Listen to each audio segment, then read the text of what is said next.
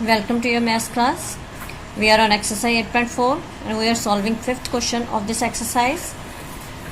6 parts we have done and today we will start from 7th part. What is the equation? Sin theta minus 2 sin cube theta over 2 cos cube theta minus cos theta is equal to tan theta. Now here we will start from left hand side. Left hand side is sin theta minus 2 sin cube theta over 2 cos cube theta minus cos theta. यहाँ पे numerator में हमारे पास दोनों terms में sin theta present है, denominator में हमारे पास दोनों टर्म्स में cos थीटा प्रेजेंट है. दैट मीन्स कि हम न्यूमिनेटर में से sin कॉमन निकाल सकते हैं और डिनोमिनेटर में से cos कॉमन निकाल सकते हैं. तो मैं न्यूमिनेटर में से sin को कॉमन ले रही हूँ, sin theta taking as common. Here left 1 minus 2 sin cube theta था, एक sin थीटा हम कॉमन ले चुके हैं तो हमारे पास यहाँ पे पावर रिड्यूस हो जाएगी, ये बन गई sin स्क्वायर थीटा. इसी तरह नीचे we can take cos as common, so cos theta is common. Here left 2 cos cube में से एक cos हम ले चुके हैं, so here left cos square theta minus cos theta common ले चुके हैं, यहाँ पर रह गया हमारे पास 1. तब ये अब जो फैक्टर जो कॉमन लिए हमने ऊपर sin थीटा और cos theta, sin by cos theta हमारे पास tan थीटा हो जाएगा और मल्टीप्लाई हम कर रहे हैं 1 minus 2 sign square theta over 2 cos square theta minus 1. मतलब मैंने स्प्लिट कर दिया, जो टर्म्स मल्टीप्लाई हो रहे हैं उनको. अब इसमें क्या है हमारे पास कि हमने आंसर हमने जो प्रूव करना है that is tan theta. tan theta तो हमारा यहीं पे बन गया, दैट मीन्स आंसर हमारा यहाँ से निकल आना है. तो अब हमारा नेक्स्ट काम क्या रहेगा कि इस चीज़ को हम ख़त्म कैसे करें. तो इसके लिए मेरे पास ऊपर क्या है साइन स्क्वायर थीटा, नीचे है कॉस स्क्वायर थीटा. तो अगर हम देखें तो मैं यहाँ पे अगर फर्स्ट आइडेंटिटी यूज़ करूँ, हमारी फर्स्ट आइडेंटिटी है first sine square theta plus cos square theta is equal to 1. अगर यहाँ पे मैंने साइन स्क्वायर थीटा की वैल्यू फिल करनी है तो वो यहाँ से हम निकाल सकते हैं. तो साइन स्क्वायर थीटा के लिए हम कॉस स्क्वायर थीटा को राइट हैंड साइड पर शिफ्ट करेंगे, तो cos square theta right hand side पे जाके माइनस हो जाएगा. सो साइन स्क्वायर थीटा की वैल्यू हमारे पास आ गई 1 माइनस कॉस स्क्वायर थीटा. तो हम अब अपने न्यूमिनेटर में साइन स्क्वायर थीटा को 1 माइनस कॉस स्क्वायर थीटा के साथ रिप्लेस कर देंगे. मतलब साइन स्क्वायर थीटा की जगह हम क्या लिखेंगे 1 माइनस कॉस स्क्वायर थीटा. ये जो साइन बाय कॉस थीटा है ये बन गया हमारा tan थीटा मल्टीप्लाई 1 माइनस 2. अब 2 के बाद क्या है मेरे पास साइन स्क्वायर. तो साइन स्क्वायर की पूरी वैल्यू को हम ब्रैकेट में लेंगे क्योंकि दो टर्म्स हैं इसकी वैल्यू में, 1 माइनस कॉस स्क्वायर थीटा और 2 उसके साथ मल्टीप्लाई हो रहा है. और नीचे मेरे पास आ गया 2 कॉस स्क्वायर थीटा माइनस 1. अब इसके बाद हमने ऊपर इस ब्रैकेट को सॉल्व करना है पहले. Here comes tan theta into 1. अब माइनस 2 को 1 से मल्टीप्लाई किया minus 2, minus 2 into minus cos square theta, minus into minus plus हो जाएगा, ये बन गया 2 cos square theta. So you will get 2 cos square theta minus 1. अब न्यूमिनेटर को सॉल्व करते हैं. हमारे पास क्या आ गया यहाँ पे tan theta multiply 1 minus 2 minus 1 हो जाएगा.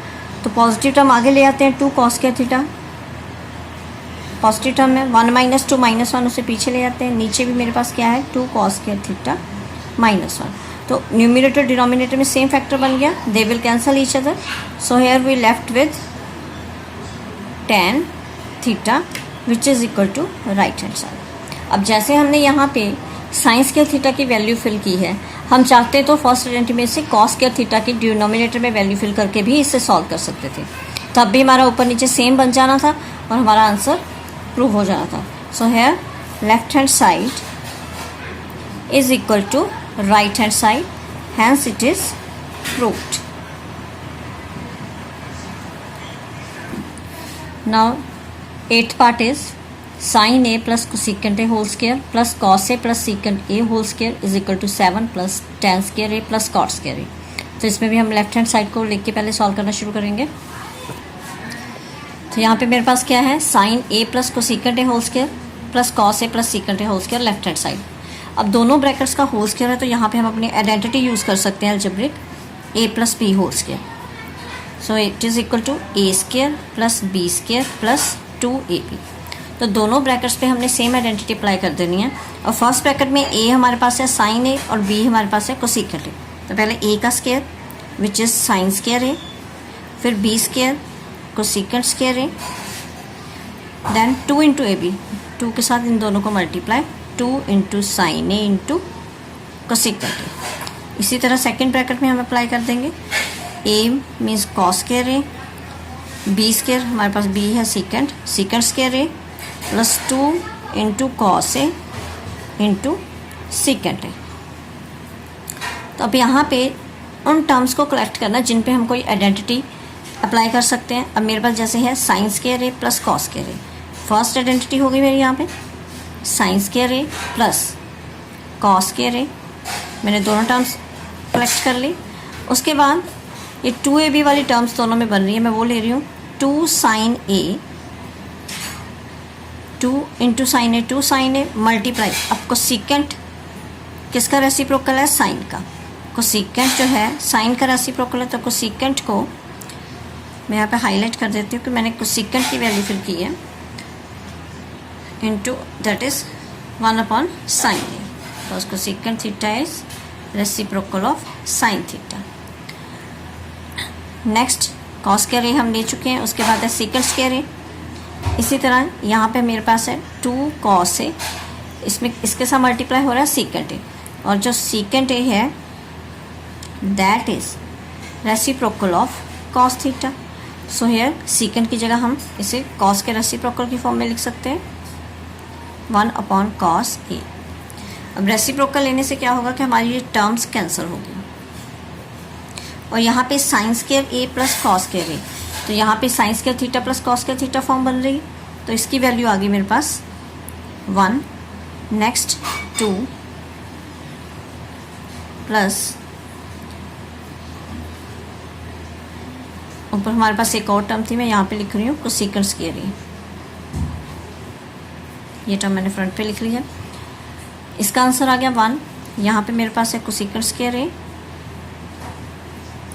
Plus 1 plus 2 plus secant square A plus यहाँ पे मेरे पास आंसर आ गया 2।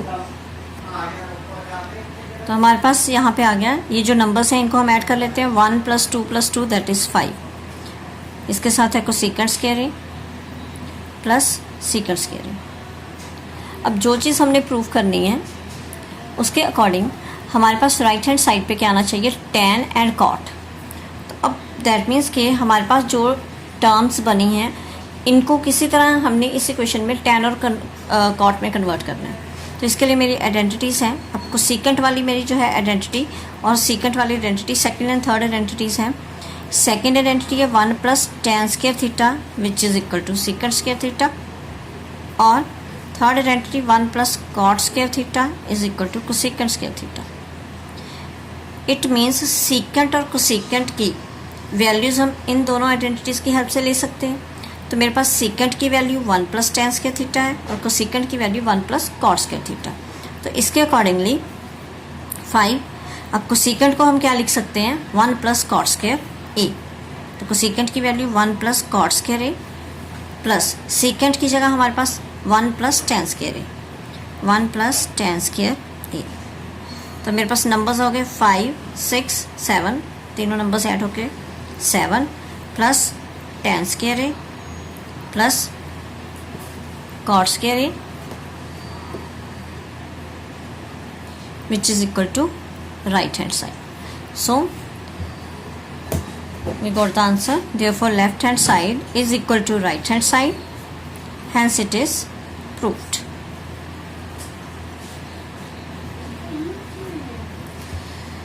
So these are the 7th and 8th question of exercise 8.4, 7th and 8th part of 5th question. I hope you understood these questions. In case of any query or doubt, you can ask me anytime. Thank you and have a nice day.